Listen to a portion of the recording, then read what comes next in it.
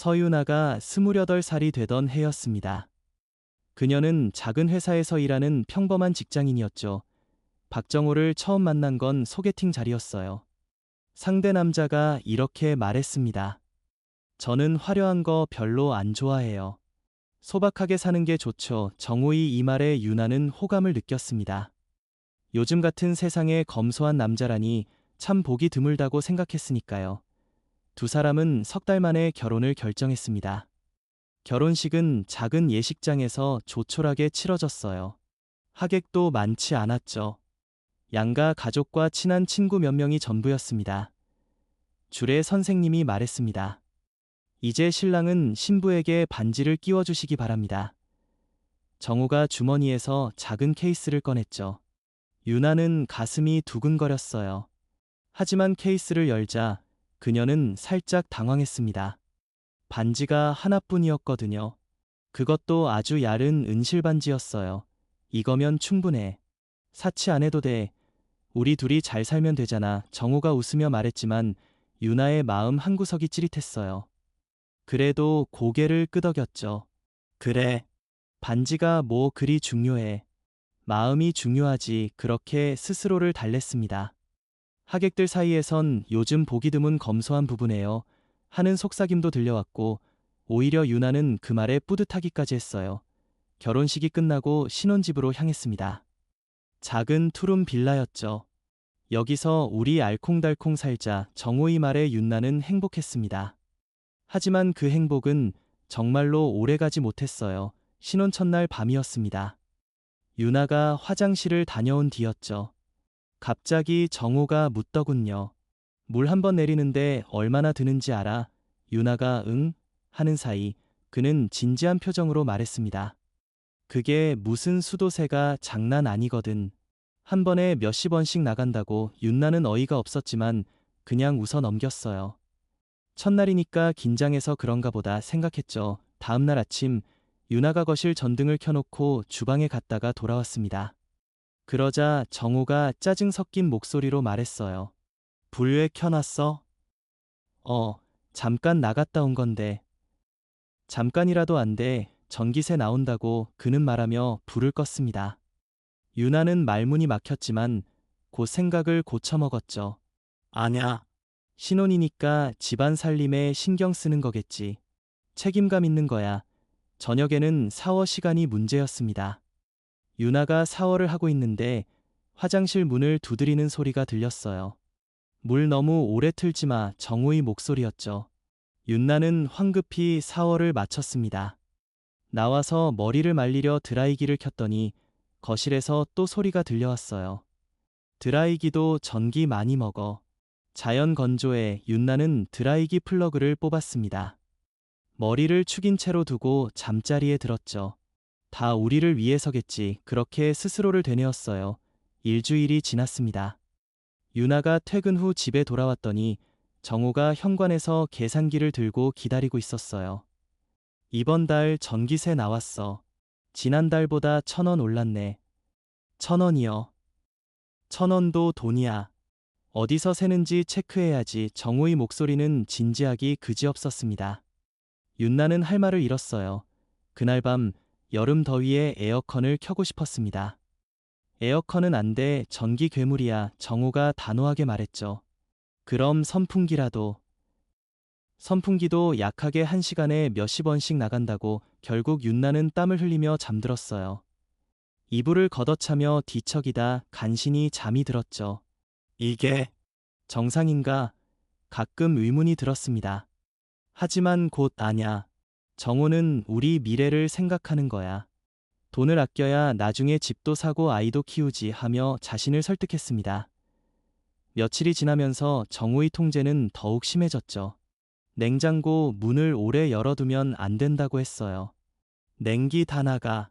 빨리빨리 꺼내. 음식을 남기면 안 된다고도 했습니다. 음식물 쓰레기 봉투도 돈이야. 윤나는 배가 불러도 억지로 다 먹었어요. TV도 마음대로 볼 수 없었습니다. TV 1시간 보면 전기세 얼마 나오는 줄 알아? 정호는 항상 계산기를 두드렸죠. 윤나는 점점 숨이 막힐 것 같았습니다. 손찌검은 없었어요. 정호는 손을 한 번도 들지 않았죠. 하지만 그의 말 한마디가 윤나를 옥죄었습니다. 이게 사랑일까? 가끔 그런 생각이 들었지만 윤나는 애써 외면했어요. 아냐. 이건 책임감이야. 정호는 나를 생각해서 그러는 거야. 그렇게 스스로를 속이며 살았습니다. 그때는 몰랐죠. 이 모든 게 시작에 불과하다는 것을. 진짜 지옥은 아직 오지도 않았다는 것을. 윤나는 그저 손가락에 낀 얇은 은실 반지만 바라보며 스스로를 달랬어요. 우리는 사랑하니까. 이 반지가 그 증거야. 하지만 그 반지는 사랑의 증표가 아니었습니다. 그건 통제의 시작이었죠. 그리고 윤나는 아직 그 사실을 깨닫지 못하고 있었습니다. 결혼한 지 6달이 지났을 때 윤나는 임신 소식을 알게 됐어요. 임신 테스트기 위에 선명하게 그어진 두 줄을 보며 가슴이 벅차올랐죠. 드디어 엄마가 되는구나 설레는 마음으로 정호에게 말했습니다. 여보, 나 임신했어. 정호의 첫 반응은 의외였습니다. 병원비 얼마나 나오려나. 축하도 기쁨도 아니었죠. 윤나는 씁쓸하게 웃었지만 그래도 아빠가 될 사람인데 긴장돼서 그런 거겠지. 다시 스스로를 위로했어요. 임신 초기는 괜찮았습니다.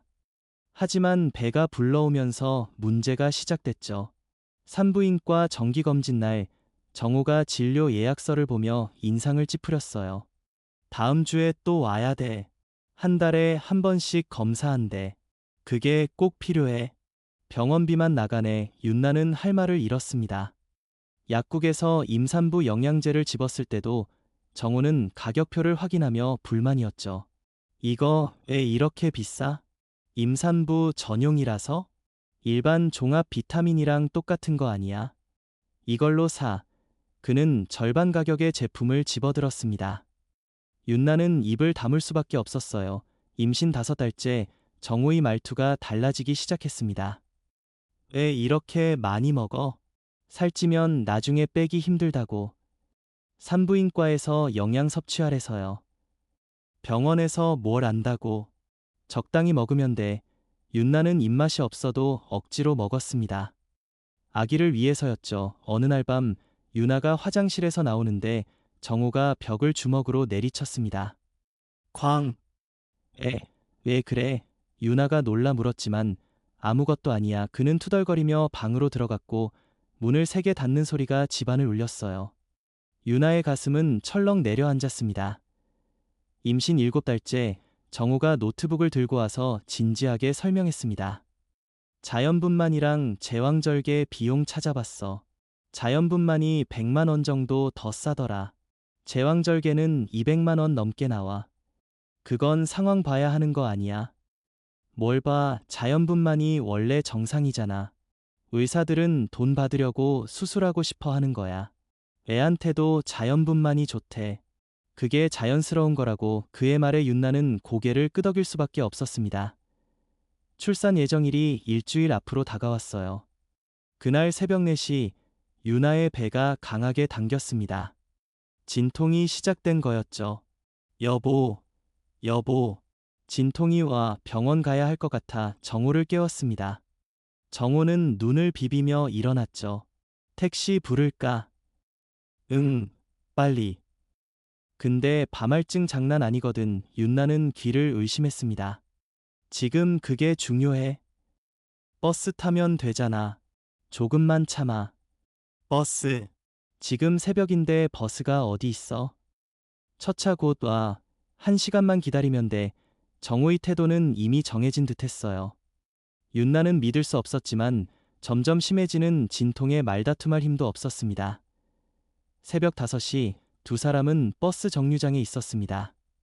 윤나는 배를 부여잡고 의자에 앉았고 진통이 올 때마다 신음이 흘러나왔죠.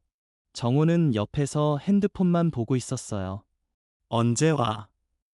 10분 뒤에 그 10분이 1시간처럼 길었습니다. 버스가 도착했을 때 윤나는 거에 기어서 올라탔어요. 버스 안 사람들과 기사님의 걱정스러운 눈빛을 느끼며 윤나는 수치심과 고통에 짓눌렸습니다. 정호는 무표정하게 창밖만 바라보았죠. 1시간 반 만에 겨우 병원에 도착했을 때 윤나는 비틀거리며 버스에서 내렸습니다. 응급실까지 걸어가는 것조차 힘에 부쳤어요. 간호사가 휠체어를 밀어오며 안타까운 표정을 지었죠. 지금 진통 중이세요. 네. 1시간 반 전부터. 윤나는 고개를 숙였습니다. 부끄러웠어요.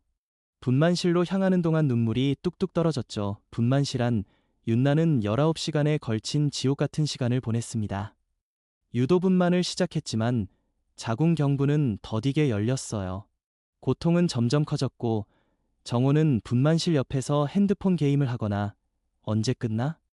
점심때 됐는데 밥 먹으러 나갔다 와도 돼. 같은 말만 되풀이했죠. 시간은 느리게 흘러 6시간, 9시간, 12시간이 지났습니다. 윤나는 더 이상 비명도 지를 힘이 없었어요.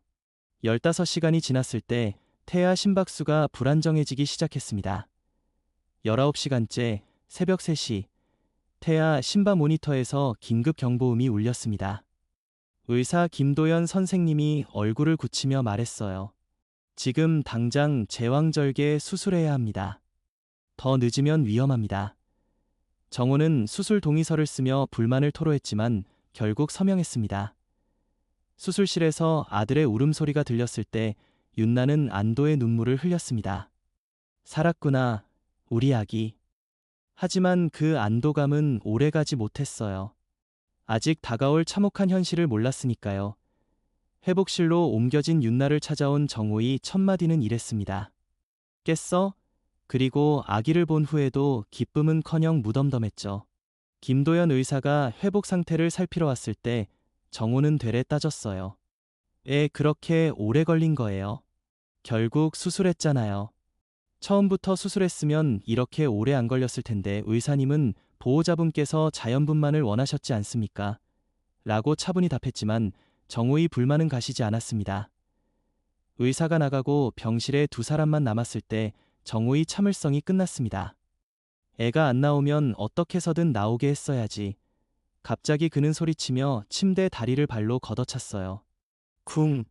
침대가 흔들렸고 수술 부위가 욱신거린 윤나는 놀라 움츠러들었습니다. 처음부터 빨리빨리 했어야지. 쿵! 2번째 발길질이 이어졌죠. 간호사와 김도연 의사가 뛰어들어왔습니다. 지금 뭐 하시는 겁니까? 보호자분, 진정하세요. 하지만 정호는 오히려 화를 냈어요. 그 순간 유나의 눈빛이 완전히 변했습니다. 슬픔도 분노도 아닌 차가운 결심이었죠. 이 사람과는 더 이상 못 살아. 마음속에서 무언가 딱 끊어지는 소리가 들렸습니다. 정호가 보안팀에 끌려나간 뒤 김도연 의사가 다가와 진지하게 말했어요. 방금 상황 제가 다 봤습니다. 기록으로 남겨두겠습니다. 나중에 필요하실 수도 있으니까요. 간호사도 고개를 끄덕였습니다. 그들의 도움에 윤나는 감사했지만 동시에 이 꼴을 보인 자신이 부끄러웠습니다. 모두가 나가고 혼자가 된 병실. 조용한 방 안에서 울려 퍼지는 아기 울음소리를 들으며 윤나는 손가락에 낀 은실반지를 내려다봤습니다. 그 반지가 이제는 족쇄처럼 느껴졌어요. 이혼해야 해. 그 단어가 머릿속에 선명하게 떠올랐습니다. 두려웠지만 19시간의 고통과 수술대 위의 공포, 그리고 방금의 폭력 앞에 모든 두려움은 사라졌습니다. 이젠 끝이다. 마음속 작은 목소리가 확고히 말했어요. 더 이상 속지 않을 거야. 내일부터는 달라질 거야. 퇴원 날, 윤나는 아기를 안고 집으로 돌아왔어요. 그 작은 투룸 빌라. 예전에는 따뜻한 보금자리 같았지만 이제는 감옥처럼 답답하게 느껴졌죠. 정호는 아기를 쳐다보지도 않았습니다. 그의 첫 마디는 이러했어요. 기저귀가 판달에 얼마나 나가려나. 윤나는 아무 대꾸도 하지 않았습니다. 이틀 뒤 저녁 식사가 끝난 후 윤나는 마침내 결심을 말로 꺼냈습니다. 조용하지만 단호한 목소리로 말이죠. 우리 이혼해요. TV를 보던 정호가 천천히 고개를 돌렸어요. 뭐? 이혼하자고? 네, 더 이상 못 살겠어요. 정호는 처음엔 웃음을 터뜨렸습니다. 갑자기 무슨 소리야? 애 낳았더니 정신 나갔네. 갑자기가 아니에요. 당신이 병원에서 침대를 걷어차던 날 이미 끝났어요. 정우의 표정이 굳어졌습니다. 이혼. 위자료는 못 줘. 그렇게 해. 위자료 필요 없어요. 그냥 갈라서요. 아이는 제가 키울게요. 정우가 비웃듯 코웃음을 쳤죠. 내가 돈도 없으면서 애를 어떻게 키워? 그건 제가 알아서 할 일이에요. 그 말에 정우는 자리에서 벌떡 일어나며 소리쳤습니다. 진짜 미쳤다. 네가 무슨 능력으로? 그는 리모컨을 탁자 위에 내동댕이 쳤고 소파 쿠션을 집어 던졌어요. 유리창을 넘어갈 뻔한 물건 소리에 윤나는 아기를 꼭 안고 방으로 피했죠. 문을 잠그고 등을 기대니 온몸이 떨렸습니다. 밖에선 계속해서 물건이 부서지는 소리, 욕설이 들려왔어요. 쾅. 탁. 한참 동안이 나요. 다음날 아침 초인종이 울렸습니다. 문을 열어보니 시어머니 최경자 여사가 서 계셨어요. 들어가도 되겠니? 그녀가 들어와 어지러운 거실을 둘러보더니 한숨을 내쉬었죠. 정우한테 들었어. 이혼하겠다고. 네, 어머니. 애야, 남자가 실수 한 번 한 걸로 이혼이라니. 어머니도 한 번만 눈 감아주라. 아이도 있는데 윤나는 단호하게 말했어요. 어머니, 그건 실수가 아니에요. 병원에서 무슨 일이 있었는지 아시잖아요. 그건 정우가 너무 화가 나서 그런 거야. 원래 성격이 급해. 내 말 듣고 내 때문에라도 참아야지. 이혼하면 내가 더 힘들어. 그 말에 윤나는 고개를 저었습니다. 어머니, 저 지금도 충분히 힘들어요. 그때 정우가 방에서 나왔습니다. 시어머니가 아들을 타일렀지만 상황은 더 악화되기만 했어요. 바로 그때 또 다른 초인종이 울렸죠. 문 앞에 선 건 젊은 여자였습니다. 저기, 박정호 씨 맞죠? 누구세요? 유나가 물었고 여자는 조심스럽게 자신을 소개했습니다. 저, 찬미래라고 해요. 이상한 예감이 들었지만 윤나는 그녀를 안으로 들였습니다. 찬미래가 거실에 들어서자 정우의 얼굴이 순간 창백해졌어요. 너, 너의 여기 와. 저는 정우 씨 여자친구예요. 사귄 지 1년 됐어요. 그 한마디의 거실에 공기가 꽁꽁 얼어붙었습니다. 윤나는 다리에 힘이 풀려 소파에 주저앉았고 시어머니는 입을 딱 벌린 채 아들을 바라봤죠. 처음엔 몰랐어요. 이 사람이 결혼했는지. 나중에 알았죠. 헤어지려 했는데 이 사람이 이혼하겠대요. 곧 할 거래요. 그런데 전부 거짓말이었죠. 이혼할 생각도 없었어요. 정우가 너 지금 뭐 하는 거야? 소리쳤지만 찬미래는 차분하게 그러나 단호하게 모든 걸 털어놓았습니다. 데이트 비용을 자신이 더 많이 냈다는 것, 선물은커녕 오히려 계산까지 따졌다는 것. 정우의 치졸한 모습이 낱낱이 드러나는 순간이었어요. 찬미래는 마지막으로 유나에게 고개를 숙였습니다. 죄송해요. 정말 몰랐어요. 그리고는 돌아서서 떠나갔죠. 그녀가 남긴 진실의 폭풍 속에서 정우는 머리를 부여잡고 주저앉았고 시어머니는 할 말을 잃었습니다. 윤나는 그 모든 상황을 차갑게 지켜봤어요. 가슴이 먹먹했지만 동시에 놀랍도록 맑은 결심이 들었죠. 이제 정말 끝이야. 그날 이후 이혼 절차는 생각보다 빨리 끝났습니다. 정우는 위자료도 양육비도 주지 않았죠. 내가 왜 돈을 줘야 해? 내가 이혼하자고 했잖아. 그것이 그의 마지막 말이었어요. 윤나는 아무것도 요구하지 않았습니다. 그저 이 자리에서, 이 관계에서 완전히 벗어나고 싶었으니까요. 윤나는 작은 원룸으로 아기와 단둘이 이사했습니다. 월세 50만 원, 그리고 다시 시작된 직장 생활. 육아와 일을 병행하는 삶은 정말 전쟁 같았어요. 밤새우는 아기, 제대로 잠들 수 없는 피로, 출근 전 어린이집에 맡기고 퇴근 후 데려오는 일상. 힘에 부쳤지만 그 어떤 때보다 마음은 자유로웠습니다. 어느 날 오랜만에 대학 선배 한지훈 씨에게서 연락이 왔습니다. 이혼 소식을 듣고 안부를 묻더니 진지한 제안을 했죠. 지금 돈 얼마 있어? 그냥 두지 말고 투자를 해봐. 내가 도와줄게. 처음엔 두려웠지만 윤나는 용기를 냈습니다. 퇴근 후 잠든 아기 옆에서 투자 서적을 읽고 영상을 보며 공부했어요. 지훈 선배의 조언을 따라 조금씩 시작했습니다. 암호화폐의 소액을 안정적인 미국 주식에 나머지를 투자했죠. 첫 달은 오히려 손실을 보기도 했습니다. 하지만 포기하지 않았어요. 두 달째 암호화폐 시장이 급등하기 시작했습니다. 윤나가 투자한 금액이 2배가 되었죠. 믿을 수 없었지만 그것은 시작에 불과했습니다. 3달, 6달, 지훈 선배의 현명한 조언과 윤나의 꾸준한 학습이 맞물리며 작은 자산은 눈덩이처럼 불어나기 시작했어요. 1년이 지나자 원룸에서 조금 더 넓은 투룸으로 이사할 수 있었습니다. 시간이 흐르며 윤나는 점점 더 자신감을 얻었고 안목도 길렀습니다. 2년, 3년, 암호화폐의 폭등과 주식시장의 호황 속에서 그녀의 자산은 기하급수적으로 성장했습니다. 마침내 5년이 지났을 때 그 숫자는 믿기지 않는 수준에 도달해 있었죠. 700억 원. 윤나는 컴퓨터 화면에 떠 있는 숫자를 멍하니 바라봤습니다. 그리고 지훈 선배에게 전화를 걸었어요. 목소리가 떨렸습니다. 선배님, 700억이에요. 알아. 정말 대단해. 윤아야. 넌 정말 해냈어. 윤나는 눈물이 났습니다.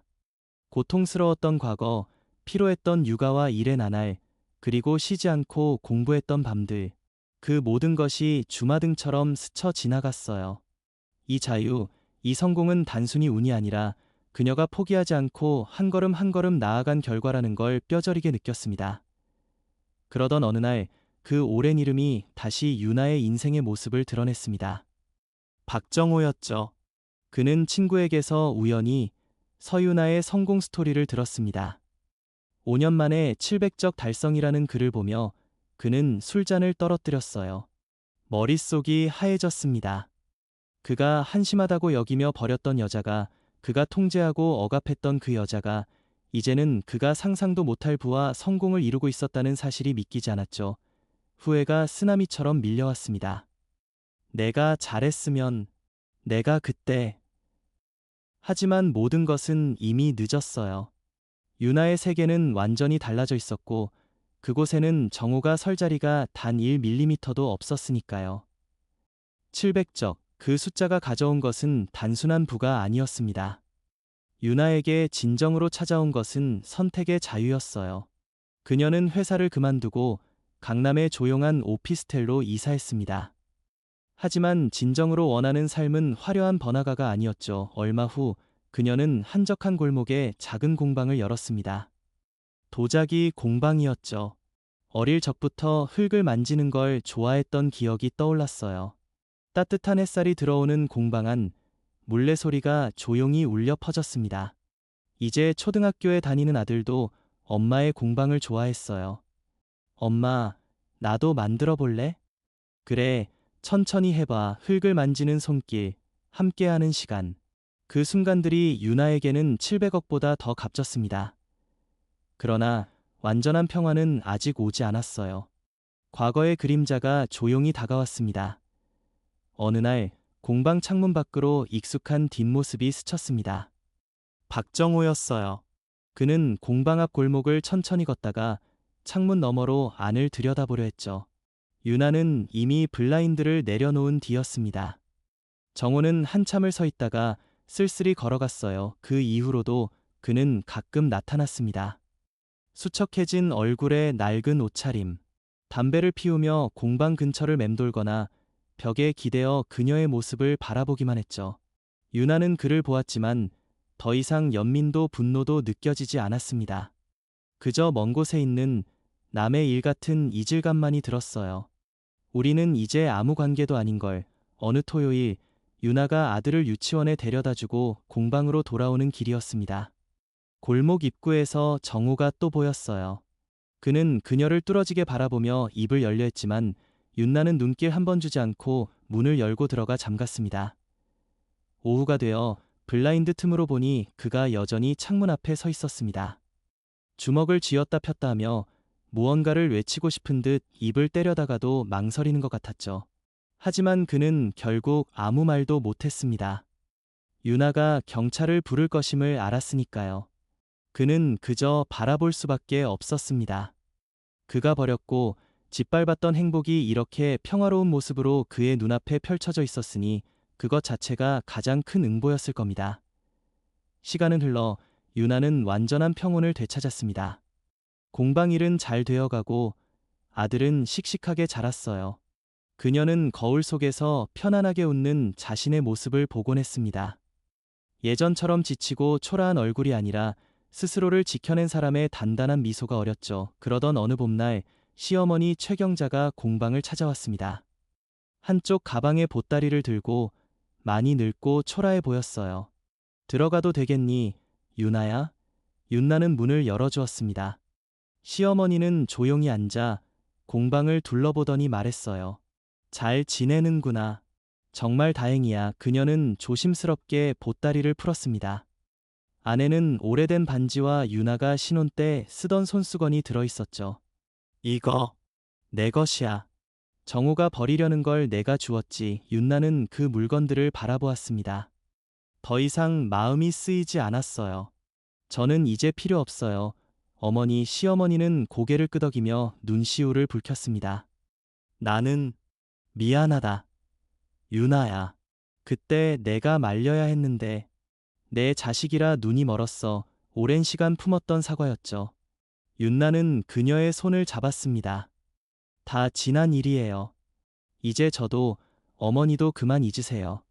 시어머니가 떠난 후 윤나는 창밖을 바라보았습니다. 골목에는 봄 햇살이 가득했고 아이들이 뛰노는 소리가 들려왔죠. 그 순간 그녀는 깨달았습니다. 진정한 해방은 복수나 증오가 아니라 과거를 용서하고 자신의 현재와 미래에 온전히 집중하는 데 있는 거라고요. 박정호는 그 후로 다시 나타나지 않았습니다. 어디서 어떻게 사는지 알 수도 알 필요도 없었어요. 그는 유나의 인생에서 완전히 퇴장한 먼지처럼 사라진 존재가 되었습니다. 그날 저녁, 윤나는 아들과 함께 저녁을 먹으며 이야기했습니다.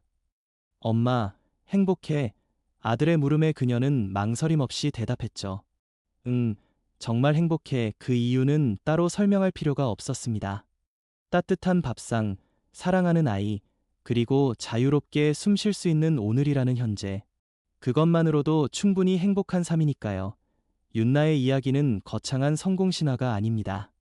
그녀는 단지 폭풍우가 치는 바다에서 조난당한 뒤 스스로 노를 저어 고요한 항구를 찾아낸 한 사람의 여정입니다. 그녀가 얻은 700억은 단지 숫자에 불과했습니다. 진정한 보물은 그 과정에서 찾은 자기 자신이었고 그 자신으로 살아갈 용기였습니다. 그리고 이제 그녀의 공방에서는 매일 새로운 도자기가 만들어지고 그 안에는 조용하지만 단단한 행복이 담겨 있었습니다. 몇 년의 시간이 또다시 흘렀습니다. 공방의 간판은 살짝 바래었지만 그 안의 따뜻함은 오히려 더 깊어져 있었어요. 윤나의 도자기는 이제 나름의 이름을 얻어 작은 전시회도 열리고 있었습니다. 그녀는 작가로서의 삶도 자연스럽게 받아들이고 있었죠. 아들은 이제 초등학교 고학년이 되었습니다. 키도 쑥쑥 자랐고 엄마의 공방을 도우며 자연스럽게 예술적 감각을 키워가고 있었죠. 어느 가을날 아들이 학교에서 가져온 편지를 윤나는 읽었습니다. 엄마의 도자기처럼 저도 제 삶을 아름답게 빚어갈 거예요. 라는 내용이었어요. 윤나는 글씨 한 줄 한 줄에 눈물이 고였습니다. 이 모든 시간이 헛되지 않았다는 증표 같았으니까요. 그러던 어느 날 오랜 친구이자 투자 멘토였던 한지훈 선배가 공방을 찾아왔습니다. 그는 여전히 날카로웠지만 눈빛에는 부드러움이 묻어 있었죠. 여긴 정말 너답구나. 그가 공방을 둘러보며 말했습니다. 돈으로는 절대 살 수 없는 분위기야. 윤나는 미소 지었습니다. 선배님 덕분이에요. 그때 용기 내서 시작하라고 하셨잖아요. 아냐. 내가 준 건 기회였을 뿐이야. 그 기회를 붙잡고 이만큼이나 멋지게 만들어 온 건 너 자신이야. 두 사람은 공방 뒤쪽의 작은 정원에 앉아 따뜻한 차를 마셨습니다. 지우는 말했어요. 유나, 내 이야기가 정말 많은 사람들에게 힘이 되고 있어. 알고 있니? 내가 모르는 사이에 너는 용기의 상징이 되어가고 있어. 윤나는 그 말이 낯설었습니다. 자신은 단지 살아남고 살아가기 위해 필사적으로 버텨온 것뿐인데 말이죠. 저는 그저 제 자리에서 버티고 있을 뿐이에요. 그 버티는 것이 바로 가장 강력한 힘인 법이야. 지훈이 진지하게 말했어요. 내가 쓰러지지 않고 일어섰기 때문에 지금의 내 모습이 있잖아. 그 자체가 누군가에겐 빛이 되는 거야. 그 말을 들은 윤나는 비로소 깨달았습니다. 그 긴 터널 같은 시간 속에서 그녀는 자신이 빛을 찾기 위해 발버둥치는 한 사람의 어머니일 뿐이라고 생각했어요. 하지만 어쩌면 그녀의 버티고 서 있는 모습 자체가 비슷한 어둠 속에 있는 다른 이들에게는 반짝이는 등대와 같았을지도 모른다는 것을요. 지훈이 떠난 후 윤나는 홀로 정원에 앉아 있었습니다. 가을 햇살이 등에 따스하게 내리쬐고 공방 안에서 아들이 라디오를 틀어놓은 노랫소리가 살랑살랑 흘러나왔죠. 그 순간 문득 예전 생각이 났습니다. 병원 침대를 발로 걷어차던 그날의 폭력, 그리고 그 속에서 피어오른 차가운 결심. 그 결정이 없었다면 지금 이 평화는 영원히 오지 않았을 거예요. 그녀는 가볍게 숨을 내쉬었습니다. 더 이상 그 기억은 그녀를 옥죄지 않았습니다. 그것은 단지 그녀가 지나온 길 위에 하나의 표지판일 뿐이었죠. 여기서 당신은 길을 잘못 들었습니다. 하지만 이제 새로운 길을 찾아 되돌아갔습니다. 며칠 후 윤나는 특별한 손님을 맞이했습니다. 산부인과 간호사 출신으로 현재는 가정폭력 피해 여성들을 돕는 상담센터에서 일하는 김수진 씨였어요. 그녀는 윤나의 도자기 전시를 보러 왔다가 이야기를 나누다가 신기하게도 과거를 함께한 사람임을 알게 되었죠. 선생님, 정말이에요? 그날 병원에서 김수진 씨의 눈이 반짝였습니다. 네, 그때 정말 감사했습니다. 선생님과 김도연 선생님이 용기를 주셨어요. 아니에요. 우리가 한 건 아무것도 아니에요. 모든 걸 해내신 건 당신이세요. 김수진 씨가 윤아의 손을 꼭 잡았어요. 그런데 혹시 제가 하는 일 아시나요? 저는 이제 그런 피해 여성들을 돕고 있어요. 선생님의 이야기가 만약 괜찮으시다면 그 분들에게 큰 힘이 될 거예요. 윤나는 망설이지 않았습니다. 괜찮아요. 제 이야기가 조금이라도 도움이 될 수 있다면 기꺼이 나누겠습니다. 그렇게 윤나는 자신의 이야기를 더 많은 이들과 나누기 시작했습니다. 이름을 공개하지 않는 조건으로 인터뷰를 하고 때로는 작은 모임에서 강연도 했죠. 그 과정에서 그녀는 수많은 눈물과 고백을 접하게 되었습니다. 자신과 비슷한 상처를 가진 여성들, 그리고 그 상처를 딛고 일어서려는 이들의 용기 있는 발걸음을요. 윤나는 그들을 보며 자신의 여정이 결국 혼자만의 전쟁이 아니었다는 것을 깨달았습니다. 그녀의 경험은 이제 남을 위한 양식이 되어가고 있었어요. 어느 겨울날 윤나는 아들과 함께 첫눈을 맞이하며 공방 앞에 섰습니다. 하얀 눈송이가 두 사람의 어깨와 머리카락 위에 살며시 내려앉았죠. 엄마, 응? 엄마 행복해? 아들이 똑같은 질문을 또 했습니다. 윤나는 아이의 어깨에 살짝 내려앉은 눈을 털어주며 이번에는 더 깊은 의미로 답할 수 있었습니다. 엄마는 이제 행복이 뭔지 알 것 같아. 행복은 큰 성공이나 많은 돈이 아니야.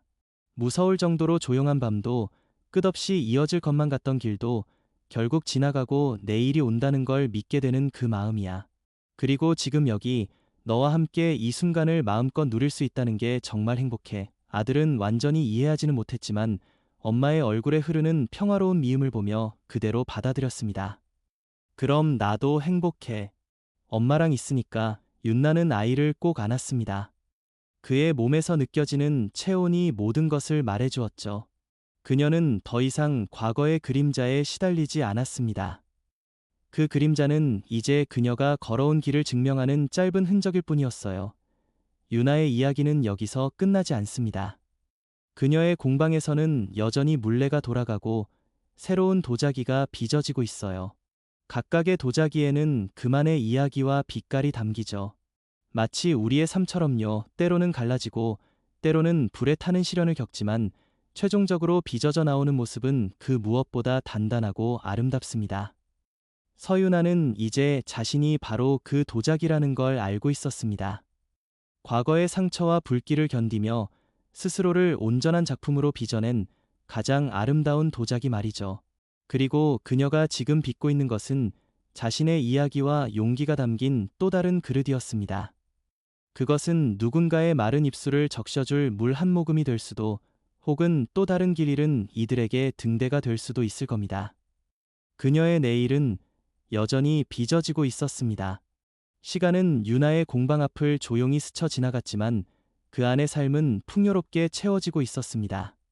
아들은 중학생이 되었고 엄마의 예술적 감성과 아버지의 실용성, 비록 그가 보여준 것은 왜곡된 형태였지만 을 절묘하게 섞어 자신만의 독특한 세계를 만들어가고 있었죠. 어느 날 그는 공방 구석에 버려진 작은 도자기 조각들을 모아 하나의 조립 작품을 만들었습니다. 부서진 것들이 모여 새로운 아름다움이 되는 모습을 보며 윤나는 가슴이 찡했습니다. 삶이란 정말 파편들을 모아 의미를 창조하는 일인가 봅니다. 김도연 의사는 여전히 가끔 연락을 했습니다. 그는 이제 대학병원의 원장이 되어 있었지만 여성 건강과 권리에 대한 열정은 변함이 없었죠. 서유나 씨의 이야기가 제 강의의 신뢰가 될 수 있을까요? 환자의 존엄을 가르칠 때 가장 소중한 실제 사례라고 생각합니다. 그의 말에 윤나는 기꺼이 동의했습니다. 그녀의 아픔이 이제는 누군가의 선생이 되어 더 나은 세상을 만드는 데 쓰인다면 그보다 값진 보상은 없을 테니까요. 윤나의 도자기 작품은 조금씩 알려지며 작은 전시회를 넘어 박물관에 소장되기도 했습니다. 그러나 그녀는 결코 유명 작가가 되는 데 집중하지 않았어요. 그보다는 공방 옆에 작은 카페를 열어 사람들이 도자기를 구경하거나 만들며 쉴 수 있는 공간을 마련하는 데 마음을 쏟았습니다. 그 카페의 이름은 물레였습니다. 끝없이 돌면서도 제자리를 지키는, 모든 것이 시작되고 연결되는 그 중심을 상징하며 카페 물레에는 다양한 사람들이 찾아왔습니다. 직장을 그만두고 새로운 꿈을 찾는 젊은이, 은퇴 후 취미를 찾는 어르신, 그리고 때로는 눈가에 깊은 상처를 간직한 채로 조용히 차 한 잔을 마시는 여성들도요. 윤나는 그들을 특별히 다루지 않았습니다. 그저 따뜻한 미소와 적당한 거리감을 유지했죠. 하지만 그 공간이 주는 평화로움이 저절로 마음을 열게 만드는 힘이 있었습니다. 어느 봄날 카페에 특별한 손님이 찾아왔습니다. 찬미래 씨였죠. 세월의 흔적이 묻어 있었지만 눈빛은 오히려 더 선명해져 있었습니다. 그녀는 작은 화분을 들고 왔어요. 서유나 씨, 오랜만입니다. 그때 이후로 정신 차리고 꽃집을 차렸어요. 이건 제가 가장 아끼는 식물이에요. 공방에 두시면 좋을 것 같아서. 윤나는 놀라움과 기쁨으로 그녀를 맞이했습니다. 두 사람은 카페 구석에서 오랜 시간 이야기를 나누었죠. 찬미래 씨도 힘든 시간을 보냈지만 그 역시 자신의 길을 찾아 나섰습니다. 서유나 씨 덕분이에요. 그날 당신이 아무것도 묻지 않고 저를 보내주셨죠. 그 모습이 오히려 제게 큰 깨달음을 주었어요. 제 인생도 제가 책임져야 한다는 걸, 저도 당신 덕분에 많은 걸 끝낼 수 있었어요. 감사합니다. 윤나의 진심 어린 말에 찬미래 씨는 눈물을 글썽였습니다. 악연처럼 얽힌 두 사람의 관계는 이렇게 각자의 성장을 돕는 특별한 인연으로 바뀌었습니다. 인생이란 참 기묘한 물레 같습니다. 서로를 부딪히게도 하지만 결국은 서로의 모양을 다듬어 주기도 하니까요. 한편 박정호에 대한 마지막 이야기가 조용히 전해져 왔습니다. 그는 지방의 작은 공장에서 일하다가 사고로 다리를 다쳤고 이후 고향으로 내려가 조용히 지낸다고 했습니다. 소식 전해준 지훈 선배는 덧붙였어요. 그 사람 인생의 마지막 교훈이 된 모양이야. 통제하려 했던 모든 것이 결국 자신을 가장 황폐하게 만들었다는 걸. 윤나는 그 소식을 들으며 특별한 감정이 밀려오지 않음을 느꼈습니다. 연민도 안도도 아닌 그냥 먼 옛날 책에서 읽은 타인의 이야기 같은 느낌이었죠. 그가 그녀의 인생에서 완전히 소멸했다는 최종적 확인이었습니다. 시간이 흘러 아들은 대학에 진학했습니다. 집을 떠나는 아들을 배웅하며 윤나는 새로운 공허함보다는 든든한 기쁨을 느꼈습니다. 그가 날개를 펼칠 수 있도록 키워낸 것이 자신의 가장 큰 성취라는 생각이 들었죠. 이제 윤나는 완전히 혼자였지만 결코 외롭지 않았습니다. 공방과 카페의 물레는 새로운 가족처럼 그녀를 둘러싸고 있었어요. 그곳에서 만난 사람들, 그녀의 이야기에 힘을 얻은 이들, 그리고 그들을 통해 다시 그녀에게 돌아오는 따뜻한 감정들이 있었습니다. 어느 가을 저녁, 그녀는 공방 뒤 정원에 앉아 하늘을 바라보았습니다. 별이 하나둘씩 반짝이기 시작하던 시간이었죠. 문득 그녀는 자신의 인생을 돌아보았습니다. 28세, 얇은 은반지를 끼며 시작된 통제의 굴레, 병원 침대, 발로 걷어차이는 침대와 피어오른 차가운 결심, 원룸방, 아기의 울음소리와 투자 차트의 빛 사이에서 버티던 외로운 전쟁, 공방 물레, 흙을 빚으며 자신의 상처를 치유하고 그 치유를 타인과 나누는 평화, 그 모든 순간들이 이제는 하나의 선으로 연결되어 그녀를 바로 이 자리, 이 평화로 인도했구나 싶었습니다. 그녀는 가볍게 웃음을 지었습니다. 그리고 마음속으로 과거의 자신, 병원 침대 위에서 분노가 아닌 결심을 선택한 그날의 서유나에게 말을 걸었습니다. 잘했어. 정말 고생 많았어. 이제 편히 쉬어도 돼. 나한테 맡겨. 그 순간 가슴 깊숙이 남아있던 마지막 매듭 하나가 살며시 풀리는 것을 느꼈습니다. 그동안 그녀는 무의식 중에 과거에 상처받은 유나를 계속 위로하고 지켜주고 있었던 걸까요? 이제 비로소 현재의 유나가 과거의 유나를 완전히 감싸 안고 하나로 통합되는 느낌이었습니다.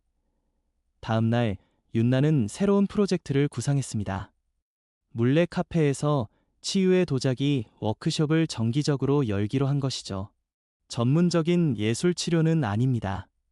그저 흙을 만지며 무언가를 빚어내는 과정 그 자체에 집중하는 시간을 마련해주는 거였어요. 첫 워크숍 날 다양한 사연을 가진 여성들이 모였습니다. 윤나는 강사라기보다는 함께하는 동료로서 그저 물레를 돌리기 시작했죠. 말없이 흙과 씨름하는 시간, 조용히 눈물을 흘리는 참가자, 그리고 서서히 형체를 갖추어가는 도자기. 워크숍이 끝났을 때 한 참가자가 말했습니다. 선생님, 전 오늘 처음으로 저를 다치게 한 그 일이 제 잘못이 아니라는 걸 진짜로 느낀 것 같아요. 흙은 제가 어떤 형상을 주든 그저 받아줬거든요. 윤나는 그녀의 눈을 바라보며 고개를 끄덕였습니다. 그런 게 진짜 힘이에요. 자신 안에서 찾은 힘은 누구도 빼앗을 수 없으니까요. 서유나의 이야기는 이렇게 계속됩니다. 그녀의 인생은 이제 더 이상 파란만장한 역경과 극적인 복수의 서사가 아닙니다. 그것은 조용하지만 단단한 물레처럼 끊임없이 돌아가며 새로운 가치를 빚어내는 일상의 연속이 되었죠. 그녀는 이제 알았습니다. 진정한 승리와 자유는 과거를 완전히 떨쳐버리는 데 있는 것이 아니라 그 과거를 자신의 이야기 속에 온전히 자리 잡게 하고 그로부터 연민과 지혜를 뽑아내어 오늘과 내일을 살아가는 데 쓰는 데 있는 것을요. 공방 물레의 불은 여전히 밝게 타오르고 물레 소리는 끊이지 않을 겁니다. 그 소리는 한 여자가 자신의 인생을 조각조각 모아 다시 빚어낸 아름다운 공명이자 이제는 그 공명을 들어주고 함께 울리고 싶은 모든 이를 위한 초대의 노래입니다. 그리고 그 노래는 앞으로도 영원히 끝나지 않을 것입니다. 시간은 유나의 머리카락에 은빛실을 더해갔지만 그녀의 눈빛은 오히려 더욱 맑고 깊어져만 갔습니다. 공방 물레는 이제 동네의 작은 명소가 되어 사람들이 찾는 공간이자 서로의 이야기를 자연스럽게 나누는 커뮤니티의 중심이 되었죠. 아들은 대학을 졸업하고 사회에 첫 발을 내딛었습니다. 어머니의 길을 따라 예술가의 길을 가지는 않았지만 그는 자신만의 방식으로 가치를 만드는 일에 몰두하고 있었어요. 윤나는 그런 아들의 모습이 자랑스러웠습니다. 자신의 그림자에서 벗어나 독립적인 빛을 발하는 것을 보는 것은 그 어떤 성공보다 값진 보상이었으니까요. 어느 날 카페에 물레의 낯선 남자가 찾아왔습니다. 50대 중반으로 보였고 차분하면서도 약간 긴장한 표정이었죠. 그는 한참을 메뉴판을 들여다보다가 용기를 내어 유나에게 다가왔어요. 실례합니다. 서유나 작가님 맞으신가요? 네, 맞습니다. 남자는 깊이 숨을 들이쉬었습니다. 저는 박정호 씨의 먼 친척입니다. 사실은 제가 부탁드리려고 찾아온 게 있습니다. 그 한마디에 공방의 공기가 살짝 굳었지만 유나의 얼굴에는 동요의 기색이 없었습니다. 그 이름은 이제 그녀에게 아무런 파장도 일으키지 않았죠. 말씀하세요. 남자는 조심스럽게 말을 이었습니다. 정호 씨가 작년에 돌아가셨습니다. 홀로 지내시다가 조용히 잠드신 거라고 합니다. 그는 잠시 멈춰 유나의 반응을 살폈지만 그녀는 고개만 가볍게 끄덕였을 뿐이었어요. 남자는 서류 가방에서 오래된 편지 봉투 하나를 꺼냈습니다. 유품 정리 중에 이걸 발견했어요. 당신께 전해달라고 써 있더군요. 제가 맡기로 했습니다. 봉투는 낡았고 봉인도 되어 있지 않았습니다. 윤나는 그것을 받아들었고 남자는 더 이상의 말 없이 고개를 숙여 인사하고 떠났습니다. 그날 밤 공방일을 마치고 홀로 남은 윤나는 책상 앞에 앉아 그 봉투를 내려다보았습니다. 호기심도 괴로움도 미련도 느껴지지 않았습니다. 그저 먼 세상에서 온 소포 같은 기분이었죠. 그녀는 봉투를 열었습니다. 안에는 2장의 종이가 들어 있었습니다. 하나는 보험증권 해지 확인서였고 또 하나는 간단한 메모지였습니다. 메모지에는 딱 한 줄이 쓰여 있었습니다. 은반지, 병원비, 내가 채우지 못한 것들. 미안하다는 말은 이제 의미 없겠지. 그냥 이걸로 조금이라도 덜어지길. 보험증권 해지 확인서를 자세히 보니 수익자가 서윤아로 되어 있었고 해지 시 환급된 일부 금액이 입금된 내역이 있었습니다. 금액은 많지 않았지만 그의 처지에선 전부일 수도 있는 액수였죠. 윤나는 종이를 다시 봉투에 넣었습니다. 가슴이 먹먹해지거나 눈물이 나지 않았습니다. 대신 놀라울 정도로 맑은 한 가지 생각이 떠올랐어요. 아, 이제 진짜 끝인가 보구나. 그것은 복수나 용서의 문제가 아니었습니다. 그저 그 남자가 그녀의 인생에서 완전히 청산되었다는 최종적이고도 물리적인 서명 같은 느낌이었죠. 그가 남긴 마지막 행동이 미안함이나 속죄였는지 아니면 그저 자신의 인생 정리에 불과했는지는 중요하지 않았습니다. 그것이 유나에게 도달했을 때는 이미 모든 감정의 가치가 사라진 중립적인 사실로만 존재했으니까요. 다음 날 윤나는 그 봉투를 공방 벽난로에 넣어 살며시 태워버렸습니다. 재가 되어 흩어지는 연기를 바라보며 그녀는 비로소 완전한 자유를 느꼈습니다. 무거운 것을 내려놓는 것이 아니라 자신의 인생에서 그 존재가 차지하던 의미의 공간 자체가 사라진 것 같은 느낌이었어요. 이후 몇 주 동안 윤나는 특별한 도자기 하나를 만들기 시작했습니다. 형태도 색깔도 특별히 계획하지 않은 채 그냥 손이 이끄는 대로 흙을 빚었죠. 그 과정에서 과거의 기억들, 좋았던 것, 힘들었던 것, 고통스러웠던 것들 이 하나둘씩 스쳐 지나갔지만 이번에는 그 기억들이 그녀를 괴롭히지 않았습니다. 마치 강물이 돌을 스치며 지나가듯 그저 존재만 할 뿐이었어요.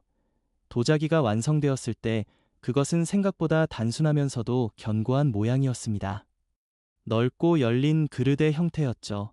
빈 그릇이지만 무엇이든 담아낼 수 있는 가능성으로 가득 찬 그릇. 윤나는 그것을 제7의 그릇이라고 이름 지었습니다. 자신의 인생 7장을 담아 빚은 그릇이라는 의미에서요. 그녀는 그 그릇을 카페 물레 중앙에 진열했습니다. 설명문은 달지 않았죠.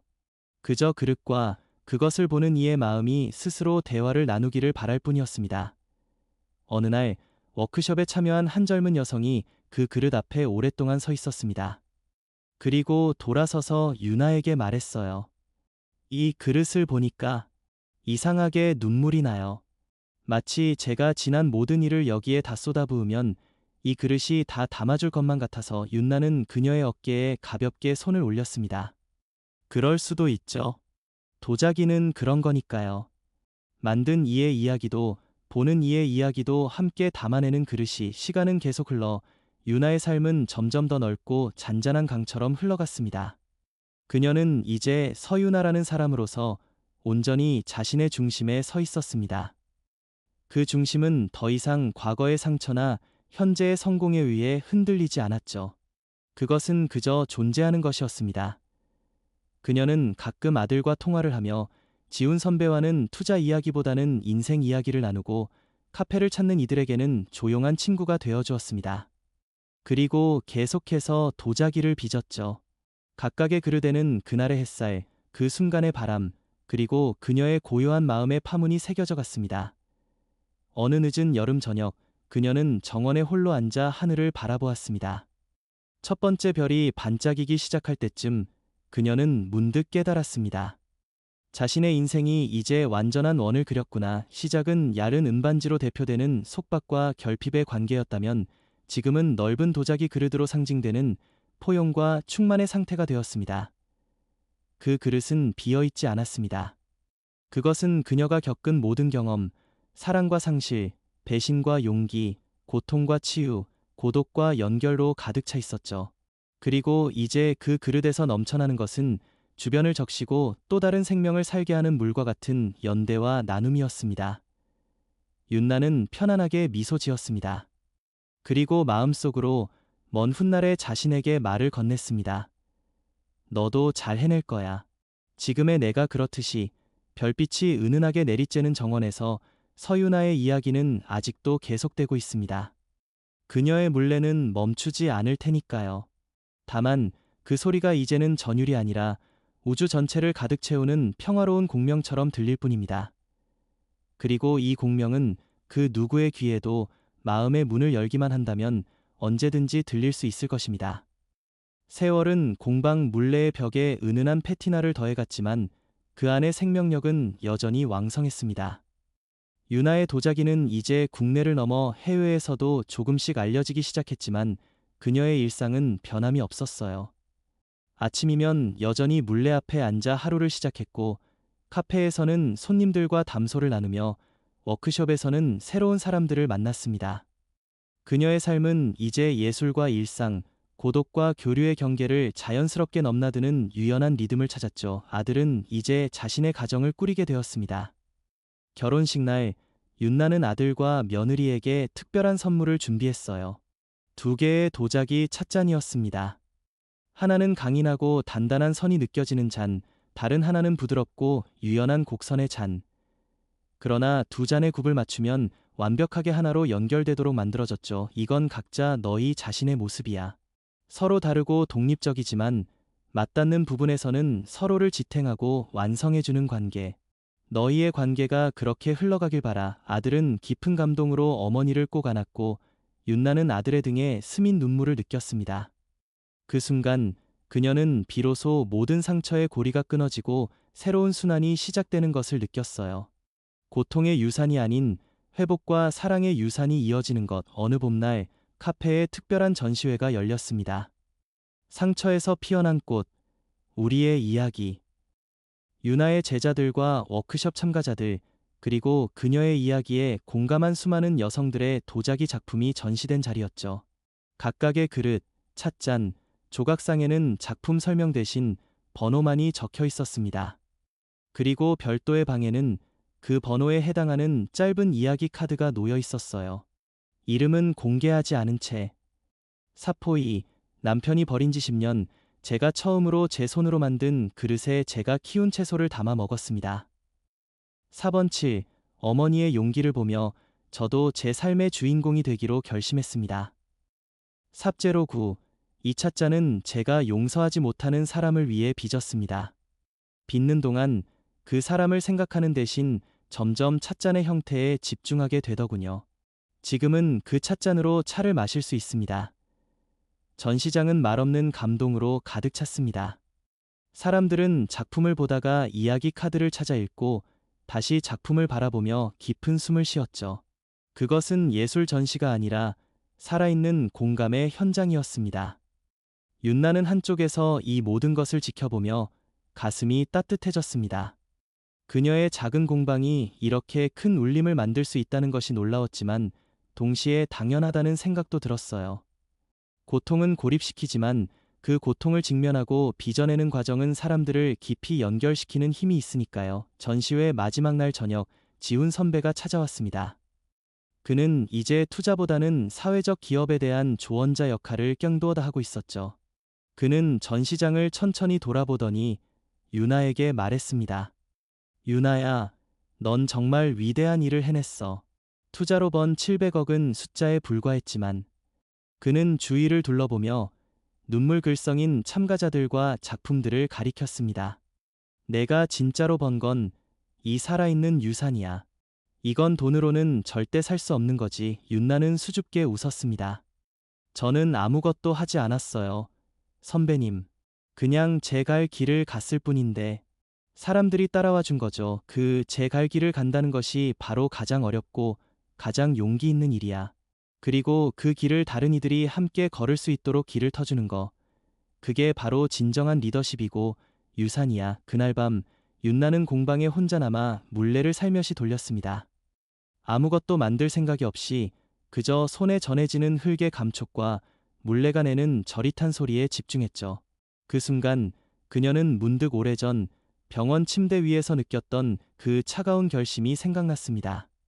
그때는 그것이 단호함이자 생존을 위한 필사적인 선택이었지만 이제 되돌아보니 그것은 자기 자신에게 한 최초의 친절이었구나 싶었습니다. 더 이상 참지 않겠다. 나를 해치는 것을 허용하지 않겠다. 내 삶의 주인은 나 자신이다. 그 단순한 결심이 이 거대하고 아름다운 물레를 돌리기 시작한 첫 번째 힘이었습니다. 며칠 후, 윤나는 새로운 프로젝트를 시작했습니다. 물레의 기록자라는 이름으로 워크숍 참가자들의 이야기를 기록하는 것이었죠. 출판을 목적으로 하지 않고 그저 그들의 목소리가 사라지지 않도록 보관하는 아카이브를 만드는 일이었습니다. 그녀는 이제 빚는 사람에서 그 이야기들을 모으고 지키는 사람으로서의 역할도 자연스럽게 떠안게 되었어요. 어느 가을 그녀는 아들과 며느리 그리고 갓 태어난 손주와 함께 공방 뒷마당에서 오찬을 했습니다. 노란 은행잎이 살랑살랑 떨어지는 아래 손주는 유나가 만든 작은 도자기 장난감을 만지작거렸죠. 아들이 말했습니다. 엄마, 우리 애가 자라면 엄마 공방에서 흙 만지는 법 배우게 해주세요. 그러며 물레 소리가 이 아이의 자장가가 될 수도 있겠네. 모두가 웃었습니다. 그 웃음소리는 참으로 평화로웠고 모든 상처가 아문 자리에 새겨진 주름처럼 자연스러웠습니다. 윤나는 그 순간을 온전히 느꼈습니다. 따스한 햇살, 가족의 웃음, 손에 묻은 흙의 감촉, 그리고 머릿속을 스치는 수많은 과거의 순간들. 그 모든 것이 하나로 엮여 지금 여기라는 단 하나의 완전한 순간을 만들고 있었죠. 그녀는 알았습니다. 인생에는 정말 해피엔딩 같은 것은 없다는 것을. 대신 평화로운 연속이 있다는 것을. 고통은 끝나지 않을 수 있지만 그 고통과 조화롭게 살아가는 법을 배울 수 있다는 것을. 그리고 자신의 내면에서 찾은 그 평화의 빛은 주변의 어둠을 밝히기에 충분할 뿐만 아니라 다른 이들이 자신의 빛을 찾는 길을 비춰줄 수도 있다는 것을. 서유나의 이야기는 여기서 끝나지 않습니다. 그녀의 물레는 여전히 돌고 있고 카페 물레의 문은 여전히 열려 있으며 새로운 이야기들은 계속해서 그 공간으로 흘러듭니다. 그녀는 이제 자신이 단지 그 거대한 물레의 한 부분임을 압니다. 때로는 빚는 사람으로, 때로는 지지하는 받침대로, 때로는 전해지는 노래로. 그리고 그 노래, 상처를 딛고 서는 용기의 노래, 고통을 빚어 아름다움으로 승화시키는 예술의 노래, 그리고 홀로서기에서 함께함으로 나아가는 연결의 노래는 이 공방을 떠나 도자기 조각처럼, 이야기 카드처럼, 공감의 눈빛처럼 훨씬 더 먼 곳으로, 훨씬 더 많은 마음속으로 조용히 퍼져나가고 있습니다. 어쩌면 당신의 마음속에도 이미 그 울림이 도달했는지 모릅니다. 유나의 머리카락은 완전히 은빛으로 물들었지만 그녀의 눈은 여전히 별처럼 반짝였습니다. 공방 물레는 이제 동네에 살아있는 전설이 되어 그녀의 이야기는 조용한 전설처럼 구전되기도 했죠. 하지만 유나 자신은 여전히 평범한 노년의 여인으로 아침마다 물레 앞에 앉는 것이 일상이었습니다. 손주는 이제 흙 만지는 것을 가장 좋아하는 초등학생이 되었습니다. 할머니, 오늘은 뭐 만드는 거예요? 할머니도 모르겠구나. 흙이 알려줄 때까지 기다려야지. 그녀는 손주와 함께 앉아 예측할 수 없는 창조의 순간을 기다리며 흙을 빚었습니다. 그것이 인생이었어요. 계획하는 것이 아니라 마주하는 것이죠. 어느 따뜻한 봄날, 윤나는 공방 뒤 정원에서 잠시 쉬고 있었습니다. 그녀는 눈을 감고 봄볕을 느끼며 인생의 마지막 장이 조용히 펼쳐지고 있음을 느꼈습니다. 두려움은 없었어요. 다만 호기심과 평화로움이 가득했죠. 그날 밤 그녀는 특별한 꿈을 꾸었습니다. 꿈속에서 그녀는 거대한 물레 위에 서 있었고 그 물레는 지구 그 자체였습니다. 그녀의 발 아래에서 대륙과 바다가 천천히 회전했고 그녀는 손을 뻗어 산과 강의 윤곽을 어루만졌습니다. 그리고 보니 그 물레를 돌리는 것은 수많은 사람들의 손이었어요. 그들 중에는 그녀가 아는 얼굴들도 있었고 모르는 얼굴들도 있었습니다. 그들은 각자 자신의 고유한 리듬으로 물레를 돌리며 함께 거대하고 아름다운 무언가를 빚어내고 있었죠. 그 순간 윤나는 깨달았습니다. 그녀는 결코 혼자가 아니었다는 것을. 그녀의 작은 물레는 이 거대한 우주적 물레의 일부였고 그녀의 노래는 보다 큰 합창의 한 소절에 불과했다는 것을. 다음 날 아침 윤나는 평소보다 더 상쾌하게 일어났습니다. 그녀는 오랫동안 간직해온 생각을 실행에 옮기기로 했어요. 그녀는 변호사와 상담을 하고 모든 재산, 투자 자산, 공방, 카페 물레을 물레재단이라는 비영리 재단으로 전환하는 서류를 작성했습니다. 이 재단의 목적은 명확했습니다. 상처에서 회복하는 여성들과 청소년들을 위한 예술치료 프로그램을 지원하고 물레의 기록자 아카이브를 영구적으로 보존하며 누구나 창조와 치유의 공간을 누릴 수 있도록 이 공간을 영원히 열어두는 것. 아들과 며느리는 놀랐지만 전적으로 지지했습니다. 엄마의 것은 결국 모두가 함께 나누는 것이죠. 그것이 엄마가 우리에게 가르쳐 주신 진정한 가치예요. 서류가 완성되는 날, 윤나는 공방에서 마지막 작품을 만들기 시작했습니다. 그것은 그녀 자신의 생을 담은 최종의 그릇이었습니다. 그녀는 평생의 기억, 어린 시절의 웃음, 첫사랑의 설렘, 결혼식의 음반지, 출산의 고통, 이별의 아픔, 재기의 투지, 성공의 기쁨, 나눔의 평화를 하나씩 꺼내어 말이 아닌 손길로 흙 속에 눌러 담았습니다. 그릇은 단순하면서도 복잡한 형태로 자라났습니다. 바깥쪽은 시간의 풍파에 깎인 듯한 울퉁불퉁한 질감이었지만 안쪽은 매끄럽고 빛나며 따뜻한 색조를 띠었죠. 마치 그녀의 인생처럼 외부로 드러난 상처와 내면에 빛나는 본질이 공존하는. 그릇이 완성되던 날 윤나는 그릇에 물을 채웠습니다. 그리고 정원에서 가장 아름다운 꽃 한 송이를 꺾어 그 안에 꽂았어요. 꽃은 그릇의 품에서 고개를 들어 봄 햇살을 받으며 살아 숨쉬었습니다. 그날 저녁 그녀는 가족들과 제자들, 오랜 친구들을 공방에 초대했습니다. 특별한 연회가 아니라 평범한 다과회였죠. 그 자리에서 그녀는 재단 설립에 대해 공식적으로 발표하고 자신이 만든 최종의 그릇을 모두에게 보여주었습니다. 이 그릇은 제 인생입니다. 비어있지도 완전히 채워져 있지도 않아요. 그저 존재할 뿐입니다. 그리고 이 안에 꽃이 살아있는 것처럼 제 이야기도 여러분 안에서 계속 살아남길 바랍니다. 모든 이가 감동에 잠겼습니다.